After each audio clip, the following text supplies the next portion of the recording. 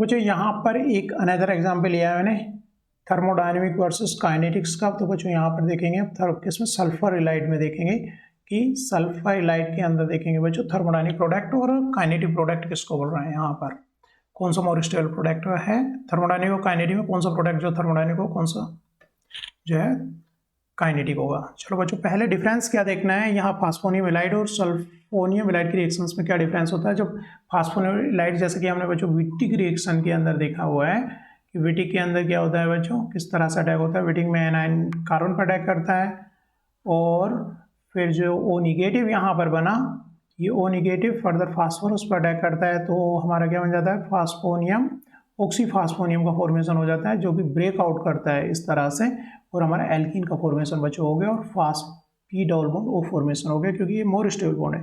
लेकिन sulphur Allied थोड़ा सा डिफरेंट है। एनायन तो सिमिलर वे में बच्चों यहाँ पर अटैक करेगा ही, जैसे कि यहाँ पर अटैक किया है। ओ निगेटिव सल्फर पर अटैक ना करके इस कार्बन पर अटैक करता है और ये क्या साइक्लोप्रोपाइन जो है इपोक्साइड रिंग का फॉर्मेशन हो जाता है। जबकि यहाँ पर डिफरेंस देखोगे तो ये इस कार्बन पर अटैक कर रहा है लेकिन ओ निगेटिव फास्फर, क्योंकि ऑक्सीजन और फास्फर का बॉन्ड स्ट्रॉन्ग होता है तो पहले ये 4 मेंबर रिंग बनती है जो कि ब्रेक आउट होती है। लेकिन यहाँ पर क्या है, ये यहाँ पर अटैक कर देता है, लीव आउट कर जाता है, तो इसलिए यहाँ पर इपोक्साइड बन गया। तो बच्चों ये मेन डिफरेंस किसमें है, सल्फोनियम इलाइड और फास्फोनियम इलाइड में है। तो बच्चों इसमें देखते हैं आगे थर्मोडायनेमिक काइनेटिक प्रोडक्ट कौन से किसको बोलते हैं। सपोज हम जैसा कि पिछली वीडियो में हमने अल्फा बीटा अनसैचुरेटेड कीटोन्स पर रिएक्शन कराई थी बच्चों, दो तरह के हमने इलाइड लिए यहाँ पर। एक लिया स्टेबलाइज अनस्टेबलाइज इलाइड लिया है बच्चों सल्फोनियम इलाइड, और दूसरा सल्फर इलाइड लिया बच्चों स्टेबलाइज इलाइड लिया। तो पहले तो इसको स्टेबलाइज क्यों कह रहे हैं, जैसे कि हमने पहले इनोलेट स्टेबलाइज किया था, CN ग्रुप लगा हुआ है एनायन के एडजेसेंट कार्बन में जो कि डिलोक्राइजेशन से इसको क्या करेगा स्टेबलाइज करेगा। तो ये कैसा है स्टेबलाइज एनायन है, ये क्या है अनस्टेबलाइज एनायन है। और जो अल्फा बीटा अनसैचुरेटेड कार्बोनिल्स होते हैं जैसे कि पिछली वीडियो में हमने बात की, इस कार्बन पर अटैक हो सकता है, यहाँ भी पार्शली पॉजिटिव आता है डिलोकलाइजेशन की वजह से, या फिर कार्बन के इस कार्बन पर भी अटैक हो सकता है। दो साइड्स यहाँ पर ये रहती हैं। तो यहाँ पर दो तरह के प्रोडक्ट के फॉर्मेशन की बात होगी। जैसे कि पिछली वीडियो में बात हुआ है बच्चों, अगर ये क्या है इनोलेट अगर यहाँ पर अटैक करता है तो इसे क्या बोल रहे थे हम कॉन्जुगेशन अटैक। और अगर ये कार्बन पर सीधा अटैक करता है तो उसको बोल रहे थे डायरेक्ट। और डायरेक्ट वाला पिछली वीडियो में बताया था कि कैसा प्रोडक्ट बनता था, हमारा काइनेटिक प्रोडक्ट बनता था। और जो यहाँ पर डबल बॉन्ड पर अटैक होता था वो कौन सा प्रोडक्ट था, थर्मोडायनेमिक स्टेबल प्रोडक्ट था।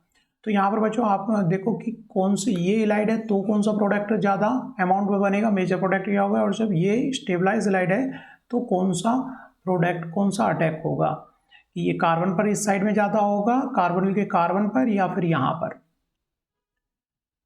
तो बच्चों दो अगर डिफरेंट इलाइड अनस्टेबल इलाइड जब हम लेते हैं तो हमें मिलता है डायरेक्ट प्रोडक्ट मिलता है, इस कार्बन पर अटैक होता है ओ निगेटिव, इस तरह से हमारा साइक्लोप्रोपेन रिंग का फॉर्मेशन होता है। लेकिन जब स्टेबलाइज इलाइड होता है तो बच्चों अटैक कहाँ पर होता है, इस कॉन्जुगेटेड डबल बॉन्ड्स के इस कार्बन पर अटैक होता है, जब ये यहाँ जाएगा और ये इस तरह से, तो यहाँ पर हमें साइक्लोप्रोपेन रिंग मिलती है। तो यहाँ पर स्टेबलाइज इलाइड ऐसा क्या कर रहा है कि कॉन्जुगेटेड अटैक है, और यहाँ पर जब अनस्टेबल इलाइड है तो कैसा अटैक है बच्चों, डायरेक्ट अटैक है, डायरेक्ट अटैक वहाँ पर हो रहा है। देखते हैं बच्चों आगे इनकी मैकेनिज्म थोड़ा सा देख लेते हैं। जब डायरेक्ट अटैक यहाँ पर हो रहा है तो ये ओ निगेटिव फर्दर इस पर, तो इस तरह से साइक्लोप्रोपेन जैसा कि पीछे देखा। अगर सपोज हमें कॉन्जुगेटेड अटैक कराना है, कॉन्जुगेट यहाँ पर अटैक हुआ तो ये इधर गया, तो फर्दर बच्चों यहाँ पे इस कार्बन और इस कार्बन के बीच में बॉन्ड का फॉर्मेशन हुआ, ये वापस आएगा, तो ये एनायन जो है फर्दर कहाँ पर अटैक कर सकता है, सल्फर लीव आउट कर जाएगा, तो इस तरह साइक्लोप्रोपेन रिंग का फॉर्मेशन यहाँ पर हुआ। अगर कहाँ पर अटैक होगा, कार्बन पर अटैक होगा, तो यहाँ पर एनायन फर्दर उस पर अटैक कर देता है और लिविंग ग्रुप को निकाल देता है, तो इस तरह से ये CH2 ग्रुप यहाँ पर लग जाता है। लेकिन बच्चों यहाँ पर स्टेबलाइज इलाइड क्या कर रहा है, स्टेबलाइज इलाइड होने से जैसे कि हमने देखा था जो फास्ट रिएक्शन है, फास्ट रिएक्शन कौन सी होती है, डायरेक्ट अटैक वाली रिएक्शन जो होती है कार्बोनिक कार्बन, ये फास्ट रिएक्शन होती है, काइनेटिक प्रोडक्ट देती है। लेकिन यहाँ पर स्टेबलाइज इलाइड होने से बच्चों ये एनायन क्या हो गया, स्टेबल हो गया, क्योंकि यहाँ पर ये इलेक्ट्रॉन विड्रॉइंग ग्रुप लगा हुआ है जो इसको डिलोकलाइज कर रहा है। तो जब ये वापस पुश करता है तो ये रिएक्शन क्या हो सकती है, रिवर्स जा सकती है। रिएक्शन क्या हो जाएगी, रिवर्सिबल रिएक्शन की पॉसिबिलिटी, मतलब प्रोडक्ट जो है फास्ट अटैक वाला वापस भी जाने लगा, जैसा कि पीछे हम काइनेटिक और थर्मोडायनेमिक की थ्योरी में बच्चों पढ़ चुके हैं। तो स्टेबलाइज इलाइड ने अटैक तो फास्ट अटैक तो कार्बन पर ही किया, लेकिन उसके वापस भी वो क्या स्टेप हो जाता है, रिवर्सिबल स्टेप हो जाता है। रीजनिंग ये बॉन्ड ब्रेक होना अब इजी हो जाएगा, क्योंकि leaving group stabilize anion leaving group है, और ये जो लीव कर रहा है अब यहाँ पर अटैक कार्बन पर अटैक करने के बाद, तो क्या है, स्टेबलाइज्ड एनायन है, इसलिए ये रिएक्शन क्या होगी, रिवर्सिबल होगी। अब जब रिवर्सिबल हो गई तो ये कहाँ पर अटैक करेगा,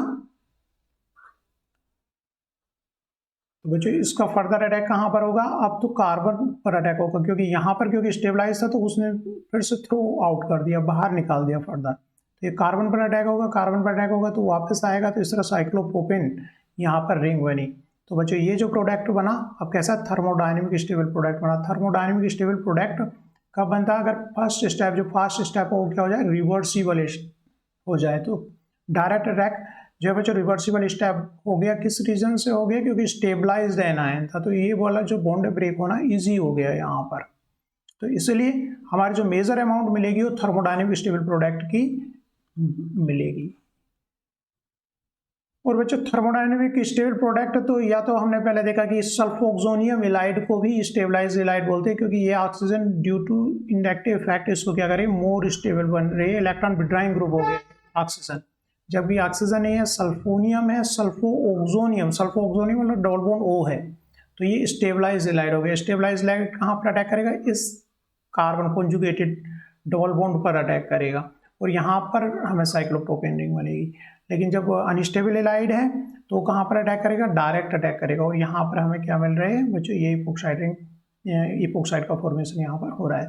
तो ये बच्चों डिफरेंस रहा। तो जब ये डायरेक्ट अटैक मिलता है तो क्या है, काइनेटिक प्रोडक्ट होता है, और यहाँ पर जब ये कार्बन पर अटैक करता है तो इसे हम थर्मोडायनेमिक स्टेबल प्रोडक्ट कहते हैं। लेकिन हमारा थर्मोडायनेमिक तब स्टेबल मिलेगा अगर ये रिएक्शन क्या हो जाए, रिवर्सिबल हो जाए। रिवर्सिबल कब होती है बच्चों, अगर ये इलाइड कैसा है, स्टेबल इलाइड ले लें, हम स्टेबल इलाइड ले लें। प्रीवियस वीडियो देखोगे और इसको फर्दर देखोगे तो आपके बात समझ में आ जाएगी कब कॉन्जुगेटेड प्रोडक्ट मिल रहा है और कब डायरेक्ट प्रोडक्ट मिल रहा है। और सल्फोनियम इलाइड काफ़ी इंपॉर्टेंट हो जाता है बच्चों। एक तो ये जो फास्फोनियम इलाइड से डिफरेंट रिएक्शन देता है, वहाँ पर फास्फोनियम इलाइड से हमने देखा किस तरह से डिफरेंट है। दूसरा बच्चों जो अल्फा बीटा अनसैचुरेटेड कीटोन रहता है तो इसमें डिफरेंस आ जाता है कि स्टेबलाइज्ड इलाइड है कि अनस्टेबल इलाइड है। स्टेबल इलाइड है तो डायरेक्ट प्रोडक्ट है, अनस्टेबल स्टेबल इलाइड है तो बच्चों अटैक यहाँ पर है, कॉन्जुगेटेड एडिशन है, और जब क्या है अनस्टेबल है तो डायरेक्ट है, डायरेक्ट अटैक हो रहा है, और यहाँ पर इपोक्साइड का फॉर्मेशन हमारा हो रहा है।